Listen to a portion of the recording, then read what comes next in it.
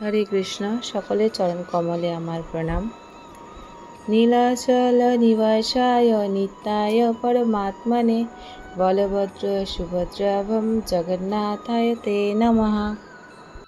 আমি শ্রী শ্রী জগন্নাথ বলদেব ও সুভদ্রা মহারানীর উদ্দেশ্যে আমার সশ্রদ্ধ প্রণতি নিবেদন করি।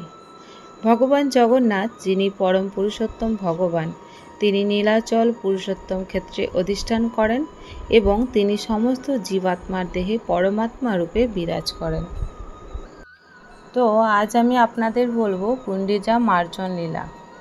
আমরা সবাই কম বেশি করে জানি যে ভগবান জগন্নাথের রথযাত্রার আগে গুন্ডিচা মার্জন করা হয় বা গুন্ডিচা মন্দির পরিষ্কার করা হয়, যেখানে ভগবান 7 দিন এসে বিরাজ করেন। তো সেই গুন্ডিচা মার্জন লীলা আমরা বলার চেষ্টা করছি, আপনারা মন দিয়ে তা শ্রবণ করুন। শ্রী চৈতন্য মহাপ্রভুর একটি অত্যন্ত গুরুত্বপূর্ণ এবং মধুর লীলা। এটি পুরীর রথযাত্রা উৎসবের আগে সংগঠিত হয়। প্রতি বছর পুরীতে রথযাত্রার সময় জগন্নাথ দেব, বলরাম ও সুভদ্রা মায়ের গুন্ডিচা দেবীর মন্দিরে গমন করেন। এই গুন্ডিচা মন্দিরই রথযাত্রার গন্তব্য। রথযাত্রার আগে শ্রী চৈতন্য মহাপ্রভু ভক্তদের নিয়ে মন্দিরটি নিজ হাতে পরিষ্কার করেন। এই লীলা গুন্ডিচা মার্জন নামে পরিচিত। এরপর চলুন জেনে নিই এর মূল ঘটনা কী ছিল।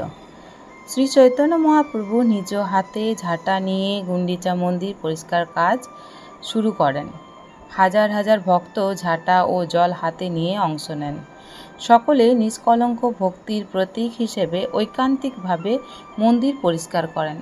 মন্দিরের প্রতিটি কোণ, প্রতিটি অংশ তারা গভীর মনোযোগ সহকারে মন্দির পরিষ্কার করেন। মহাপ্রভু নিজে বারবার পানি এনে ধৌত করেন, যাতে কোনো ময়লা বা দাগ না থাকে। এর আধ্যাত্মিক অর্থ হল গুন্ডিচা মার্জন শুধু বাহ্যিক মন্দির পরিষ্কারের ঘটনা নয়, এটি হৃদয় শুদ্ধির প্রতীক। যেমন জগন্নাথ দেবের আগমনের আগে মন্দিরকে পরিষ্কার করা হয়, তেমনি ঈশ্বরের বাসনার জন্য আমাদের হৃদয়ও শুদ্ধ ও নির্মল হওয়া প্রয়োজন।